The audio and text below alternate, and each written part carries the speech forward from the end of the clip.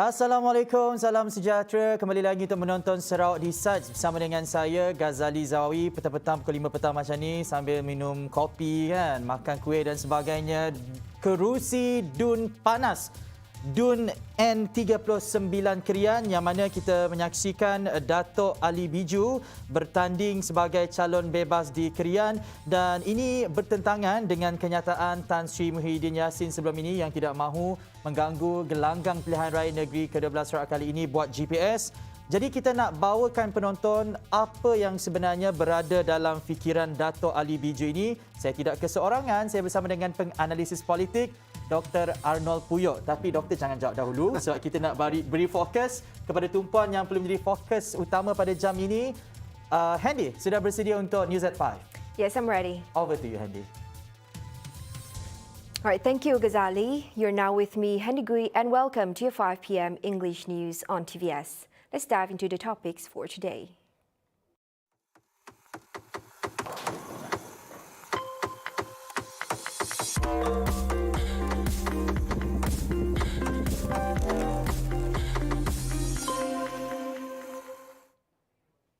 Now, the nomination day, which started today, saw 349 candidates that are eligible to contest, with 33 State Assembly constituencies or dunes, such as Gedong, Japak and Telang Usan, witnessing a four-cornered fight. Election Commission EC Chairman Dr. Abdul Ghani Saleh said 24 dunes will see a five-cornered fight, 13 dunes a three-corner fight, 7 dunes a six-corner fight, and 1 dune will witness an 8-cornered fight. He said this after completing the nomination process for the 12th state election candidate at the Sultan Iskandar building today. He added from the total, 82 nomination papers were from Gabungan Parti Sarawak GPS, 73 from Parti Bumi Kenyalang PBK, 70 from Parti Sarawak Bersatu PSB, 28 from Parti Keadilan Rakyat PKR, 26 from Parti Tindakan Demokratik DAP, 15 from Parti Aspirasi Rakyat Sarawak Aspirasi, 11 from Parti Bansar Dayak Sarawak Baru PBDSP, 8 from Parti Amanah Negara Amanah, 5 from Parti Sedar Rakyat Sarawak Sedar, 1 from Parti Islam Se-Malaysia PAS, and 30 from Independent Party. From the total, 304 of them are male candidates, while 45 of them are women. According to Abdul Ghani, the oldest candidate is 79 years old, Datuk Sri Wong Soon Koh, fielded by Parti Sarawak Bersatu in the Bawang Asan seat, while there are two 24-year-old candidates in the Batu Lintang and Nangga seats, fielded by Parti Keadilan Rakyat and Parti Bumi Kenyalang respectively.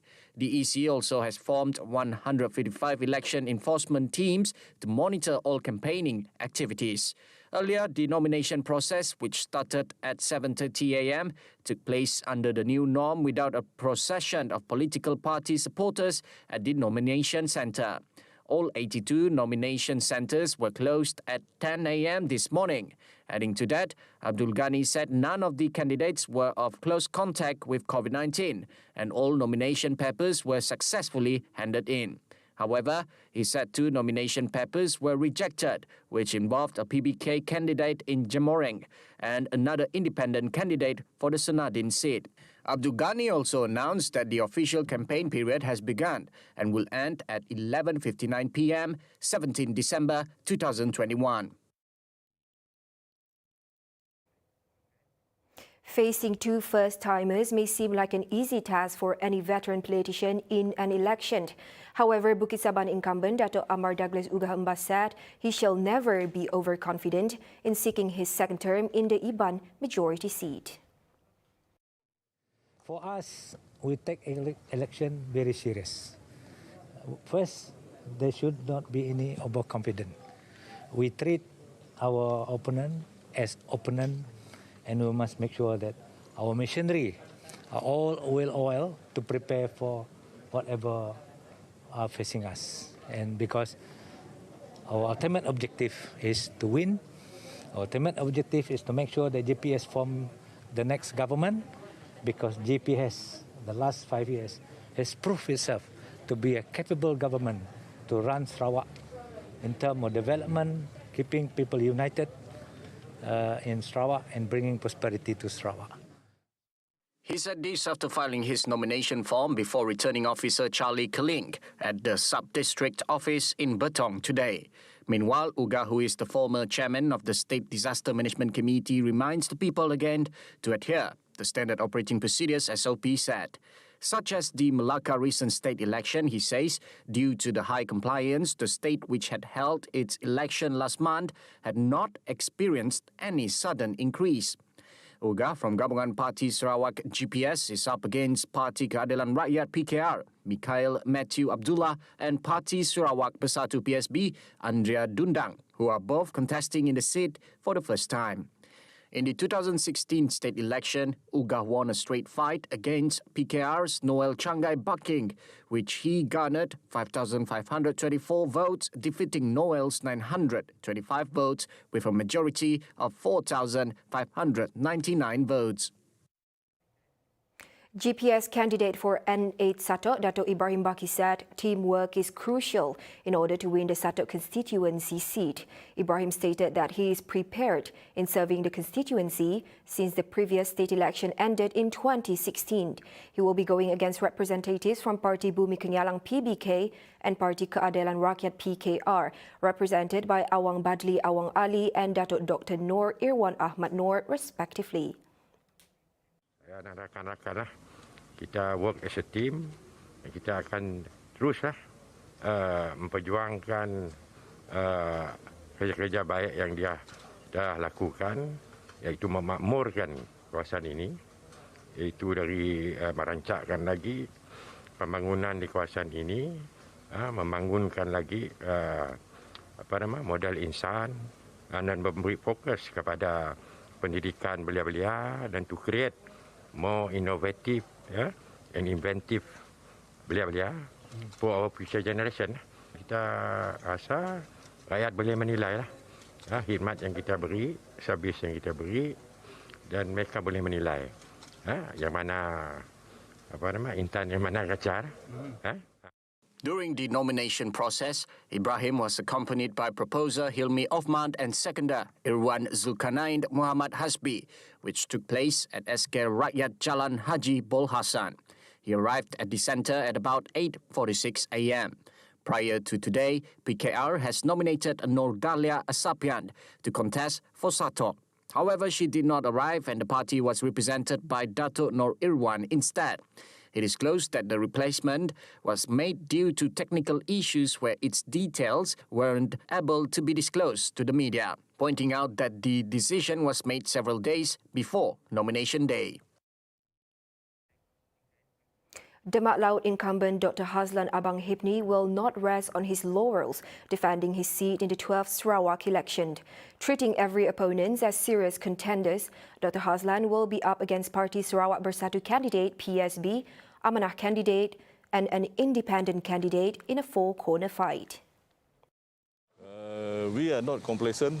We have never been complacent. We take everybody as a serious contender. We mean business. It is for the riot. Dr. Hazlan will be utilizing the digital platform throughout the campaigning period. We have been campaigning for the last 5 years, for your information, because we have been doing our service consistently. We have been bringing development to the area consistently for the last 5 years. And then for these 2 weeks, 12 days, we'll be using more of social media, WhatsApp, Facebook, video, live, Dr. Hazlan will be up against Yatika Jelani from PSB, Muhammad Zain Peli from Amanah, and Khairul Ahmad, Independent. In the 11th Sarawak election, Dr. Hazlan won with a huge majority of 8,539 votes against Muhammad Fizwan Zaidi for Amanah with only 1,157 votes. Now, Gabungan Parti Sarawak GPS Takan candidate Dato' Hamzah Ibrahim pledged to not be complacent despite his years of experience as a political secretary. However, he vowed to use it as a foundation to fight for the rights of the community in Takan. Saya tidak melihat jawatan yang kita pegang sebelum ini merupakan satu kelebihan yang mutlak Saya cuma melihat jawatan yang saya pegang, pengalaman yang saya pegang ini sebagai satu landasan asas. Yang penting jiwa, komitmen dan semangat kita untuk membela rakyat yang kita hendak perjuangkan. Itu yang penting. If given the mandate, Hamzah assured that he will serve the community well, especially youths, in order to develop the economy in Setakan. Jadi salah satu agenda saya untuk memperkasakan ekonomi para belia dalam Kota Setakan adalah memberi sumber maklumat yang betul, maklumat yang penting, maklumat yang dapat menjadi satu penyambung jembatan kepada mereka untuk meneruskan meningkatkan ekonomi belia di kawasan Setakan. Hamzah, one of the new faces unveiled by GPS chairman Datuk Patinggi Tan Sri Abang Johari Tun Openg, emphasized that harmony and unity as the party's key attribute. Okey, kawasan Setakan tidak ada kaum yang dominan. Jadi perpaduan, kesejahteraan, keharmonian yang ada di kawasan Setakan harus dikekalkan. Itu yang paling penting. Okay, kita sama-sama bantu. Tidak kira orang Melayu, orang Iban, orang Bidayuh, orang Cina, warga tentera, itu adalah orang yang berhak wujud tinggal dalam bumi Kenalang ini dalam konsep harmoni dan perpaduan. Yang mana konsep ini ditekankan oleh GPS sekian lama.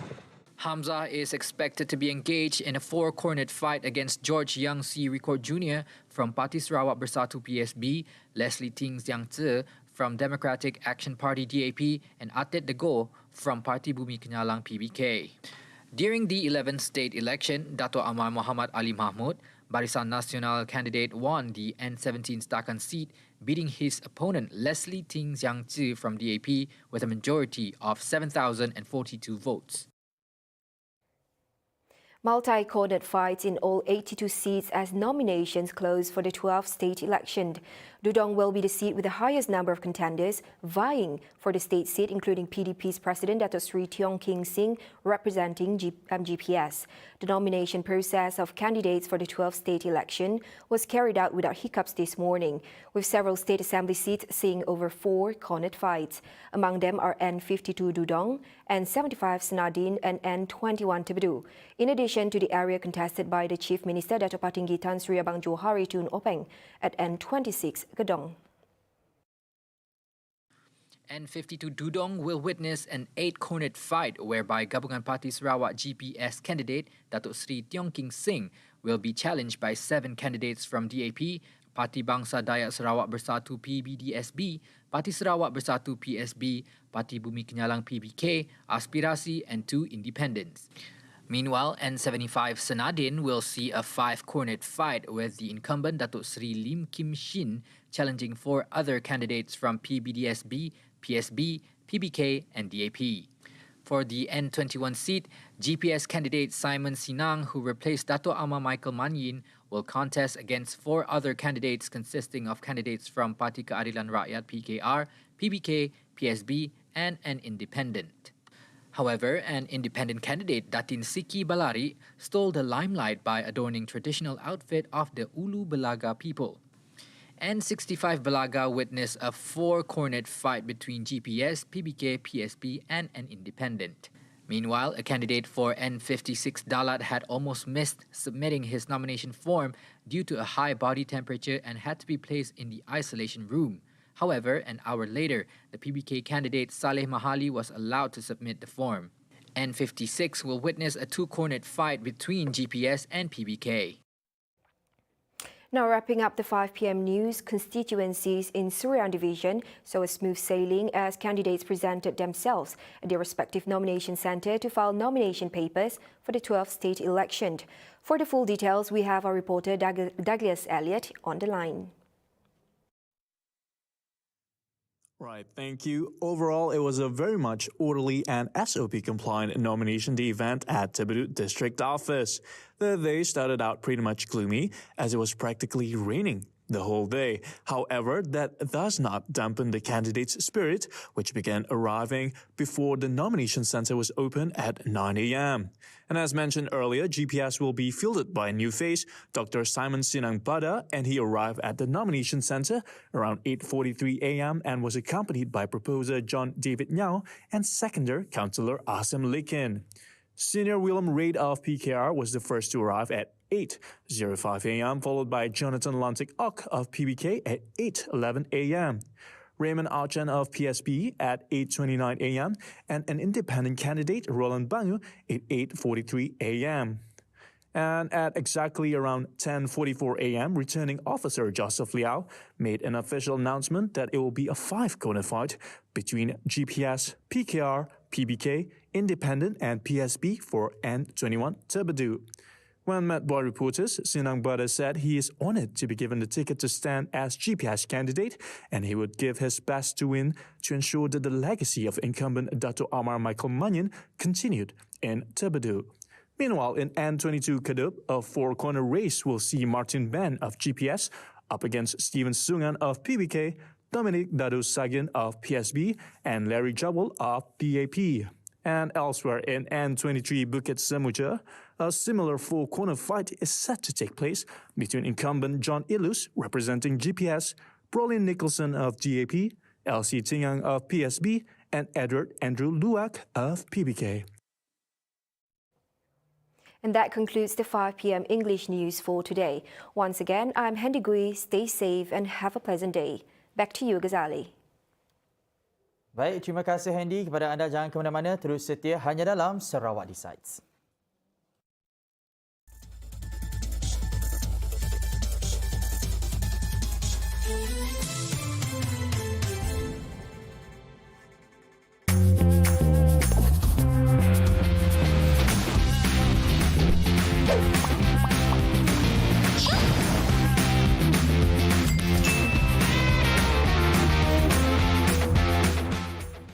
Pilihan Raya Negeri ke-12 Sarawak. 82 kerusi Dewan Undangan Negeri dipertandingkan. TVS membawakan data, analisis, persembahan menarik serta informasi tentang kesemua Dewan Undangan Negeri. Berita terkini dan komprehensif. Laporan wartawan di lokasi. Laporan Odlin Katadi. Saya Prislajot. Saya Kaizal Afindi. Laporan Salasa Safian. Saya Lukman Muhammad. Laporan daripada saya Jessica Chun. Ruben Gomez. Saya Studawi. M. Haris Zainuddin. Untuk TVS. Untuk TVS. Sarawak Decides hanya di TVS saluran 122.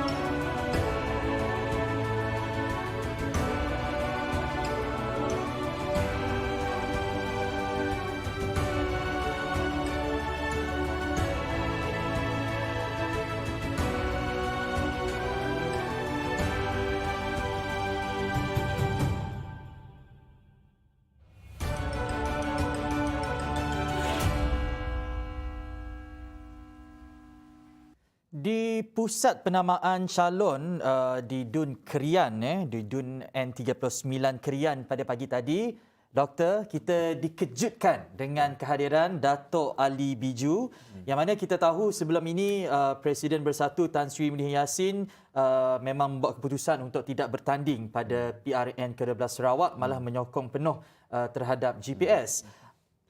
Boleh Doktor mungkin berikan gambaran kepada penonton yang menonton pada ketika ini, sebagai ahli bersatu juga, apa sebenarnya bermain dalam fikiran Dato' Ali Biju? Ya, sesuatu yang menarik kalau kita lihat gas, apa yang akan berlaku di Krian nanti. Dan kalau kita melihat kepada sejarah politik Datuk Ali Biju misalnya, dan bagaimana beliau mampu mendapat sokongan daripada penduduk di Krian dan Sarawak secara umum, walaupun beliau berjalan sendiri sebagai calon bebas sebelum beliau menyertai PKR dan sebelum beliau menyertai Bersatu misalnya. Dan bagi saya setiap ahli politik mempunyai plan B, plan C dan juga plan B, plan yang kita sebutlah. Dan bagi saya ini merupakan satu plan B ataupun plan C kepada Datuk Ali Biju, di mana beliau ingin meneruskan kedudukan beliau, meneruskan pengaruh beliau sebagai ahli politik di dalam konteks politik di Sarawak. Kalau misalnya beliau tidak berjaya mengekalkan apa kerusi yang berlaku Sarawak, sekiranya tidak berjaya dan kemudian beliau ada plan B, mungkin beliau akan dicalon sebagai ataupun menang di kerusi Krian, ataupun kalau beliau kalah di kerusi Krian, beliau masih boleh mengekalkan kedudukan beliau sebagai MP for Sarawak misalnya. Dan bagi saya ini merupakan satu rancangan plan jangka panjang beliau untuk memastikan beliau tetap relevan dalam konteks politik Sarawak dan juga dalam konteks politik di Sarawak ataupun di Krian itu sendiri. Dan kita juga menantikan respons daripada Presiden Bersatu Tan Sri Muhyiddin Yassin mengenai langkah yang diambil oleh Datuk Ali Biju ini. Dan kalau kita lihat di DUN N39 Krian, 4 pertembungan yang akan berlaku antara GPS, juga calon bebas Datuk Ali Biju, PBK dan PSB. Baik. Calon-calon sudah pun kita ketahui dan mungkin doktor boleh berikan gambaran kepada penonton dahulu. Di manakah pada pendapat doktor mungkin kerusi DUN panas yang akan menjadi perhatian kali ini? Ya, kalau mengikut fikiran saya, Ghazali, ada lebih daripada 20 kerusi yang saya anggap sebagai kerusi yang kompetitif. Kompetitif ini bermaksud tempat itu tidak ada sesiapa yang menonjol dan tempat itu juga memberi peluang kepada mana-mana parti untuk menang. Dan kebanyakan kawasan ini kalau saya lihat kawasan-kawasan Cina, kawasan-kawasan Iban, terdapat juga 1 ataupun 2 kawasan Melayu Melanau dan sebagainya. Dan saya yang saya ingin perhatikan secara detail nanti adalah kawasan-kawasan seperti Bak Kelalan, yang mana Baru Bian akan bertanding mempertahankan kursi itu di bawah tiket PSB kali ini. Kemudian di Tamin, di mana Joseph Untulu, calon PSB juga akan bertanding, di Balai Ringin, di mana calon PSB juga bertanding heavyweight daripada PSB, iaitu YB Masir, dan di beberapa kawasan lain lah seperti Dudong, Batu Kawah, dan banyak lagi kawasan yang bagi saya anggap sebagai kawasan yang kompetitif. Dan selebihnya itu pendapat saya sama ada kursi itu safe GPS seat ataupun leaning towards GPS. Okey. Calon bebas pada PRN ke-11 kita menyaksikan nasib tidak menyebelahi kepada keseluruhan 36 calon bebas yang bertanding. Malah 20 orang sudah hilang wang pertaruhan. Untuk kali ini kalau kita lihat data yang dibawakan oleh SPR, calon bebas yang bertanding secara keseluruhannya adalah 30 orang. Mungkinlah penonton juga ingin tahu apakah motivasi yang berada dalam fikiran calon bebas ini untuk tetap bertanding pada PRN ke-12 kali ini. Sebab kita tahu setahun kita tertangguh kan, baru kita adakan PRN ke-12 dengan kekangan COVID-19 dan sebagainya. Motivasi mereka, doktor? Ya, banyak perspektif yang kita boleh lihat. Kalau berdasarkan kepada pengalaman saya berinteraksi dengan calon-calon bebas ini yang bertanding di Sabah sebelum ini ataupun yang bertanding di Sarawak sebelum ini, ramai daripada mereka berkata bahawa mereka tidak ingin mewakili mana-mana ideologi parti yang sedia ada. Mereka tidak percaya dengan visi dan misi yang dibawa oleh parti yang sedia ada ini. Mereka mempunyai ideologi, mereka mempunyai pendekatan sendiri dan mereka ingin kembangkan itu. Itu yang pertama. Dan juga yang kedua, ada juga calon-calon ini mereka bertanding sebagai calon bebas bukan bermaksud mereka tak menyokong mana-mana parti. Mereka menyokong, cuma mereka tidak diberikan peluang pada ketika ini untuk bertanding mewakili mana-mana parti. Jadi bagi mereka nak mencuba dahulu, tengok macam mana, test the water, sama ada mereka mempunyai sokongan ataupun tidak.